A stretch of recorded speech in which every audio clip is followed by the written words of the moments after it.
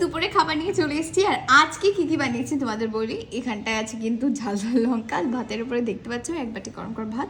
আর এখানটায় আছে কিন্তু রামাস দিয়ে আর আলু দিয়ে ভাজা। এখানে আছে উচ্ছে আলু ভাজা। এখানে আছে মসুরের ডাল, যেটা আমি লাউ দিয়ে বানিয়েছি আর ধনেপাতা দিয়ে। আর তারপরে এখানটায় আছে কিন্তু ফুলকপি দিয়ে, মটরশুঁটি দিয়ে, সয়াবিন দিয়ে তরকারি। আর এখানটায় আছে কিন্তু বেগুনের বড়া।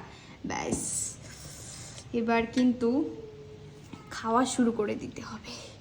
প্রথমে আমি একটুখানি উচ্ছে দিয়ে খাবো, তার আগে একটুখানি